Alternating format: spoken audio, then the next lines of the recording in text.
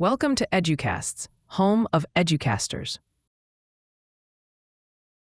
Piaget's stages are fascinating, but the mechanisms that propel a child from one to the next are what truly make his theory indispensable for educators. The role of maturation and experience.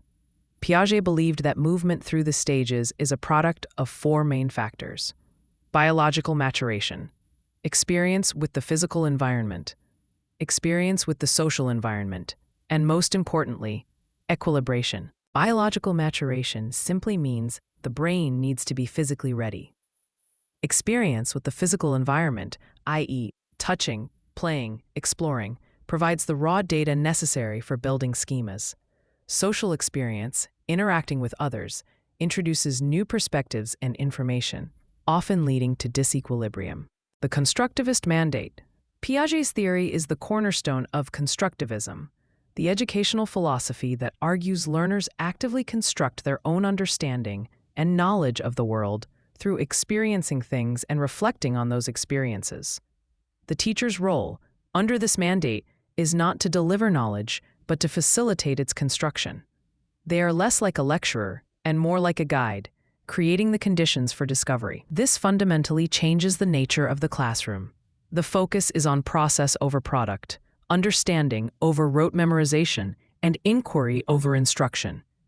Teachers need to get the ball rolling by posing challenging questions, providing complex, novel materials, and encouraging collaboration, which forces students to confront their existing schemas and accommodate new ones.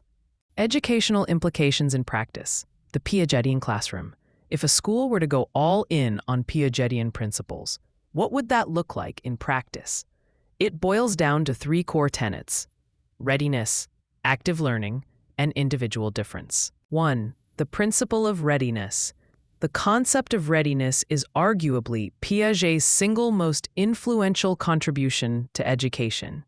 It dictates that children should only be taught concepts for which they are developmentally ready. As Piaget famously put it, every time we teach a child something, we keep him from inventing it himself. Pacing and curriculum. Curriculum design should be spiral, revisiting core concepts at increasing levels of complexity as the student matures.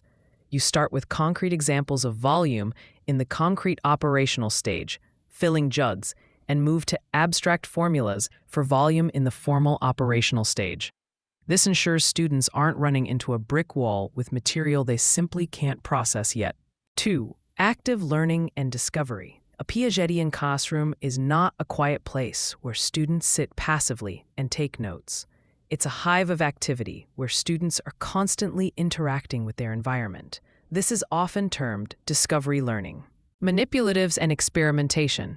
Classrooms are stocked with physical tools, Dien's blocks, Quesnare rods, models, science kits, that allow students to physically represent and solve problems.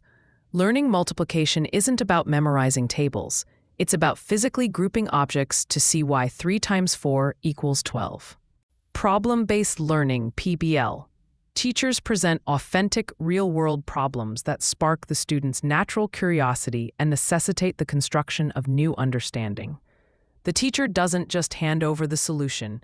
They provide the materials and the scaffolding needed for the student to puzzle it out for themselves. This creates that necessary state of disequilibrium. 3. Fostering individual and collaborative exploration. Since every child moves through the stages at their own pace and has a unique set of constructed schemas, instruction must allow for individual differences. Peer interaction. Piaget recognized that while experience with the physical world is important, the social environment is key to overcoming egocentrism. When a pre-operational child argues with a peer about the amount of water in the tall glass, the friction of their conflicting viewpoints forces both children to consider an alternative perspective. This socio-cognitive conflict is powerful. Teachers should encourage collaborative activities where students explain their thinking to one another, helping each other hammer out misunderstandings. Assessment as a diagnostic tool. Assessment in a Piagetian framework should focus less on rote recall and more on understanding the child's reasoning.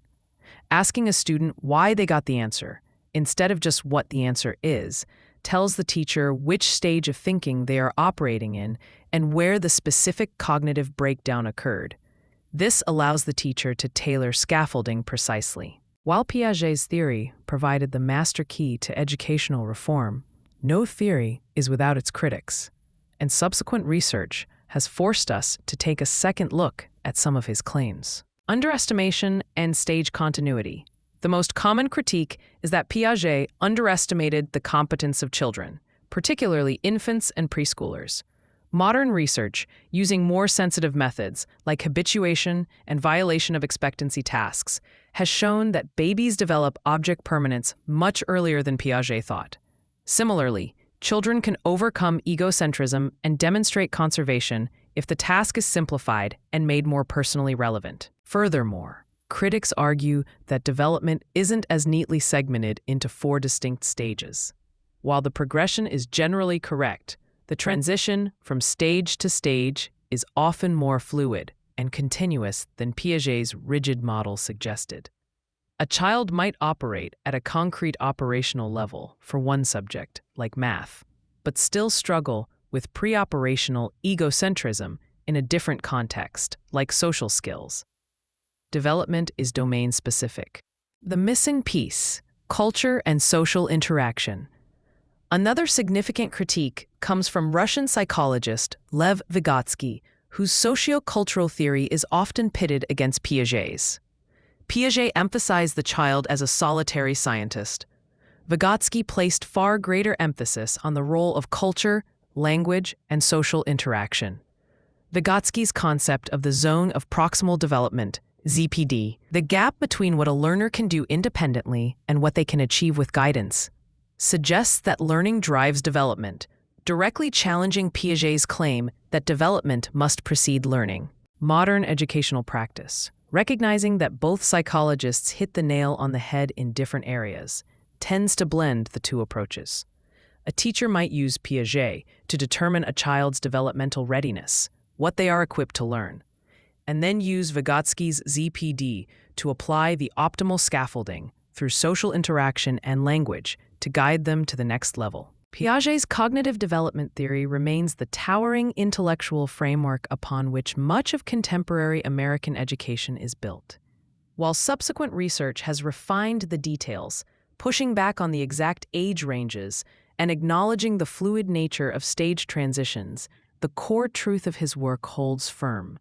Children are active, curious, and motivated learners who construct their own reality. His insights into assimilation, accommodation, and the strategic creation of disequilibrium provide a timeless roadmap for instructional design, moving the classroom away from rote memorization and toward authentic understanding. The call for developmental readiness has revolutionized curriculum development, ensuring that lessons are tailored to the child's actual cognitive capacity. Moreover, his emphasis on active hands-on learning, discovery centers, manipulatives, and real-world experiments is now considered best practice from kindergarten through high school science labs. At the end of the day, Piaget taught us to respect the unique logic of the child's mind. He showed us that real teaching isn't about forcing facts into a receptive brain, but about creating the conditions under which a child's intellect can spontaneously flourish. For any educator looking to foster genuine critical thinkers, understanding and applying Piaget's theory isn't just helpful, it's absolutely essential. His work didn't just study development. It showed us how to cultivate it, ensuring his legacy will continue to make waves in pedagogy for generations to come.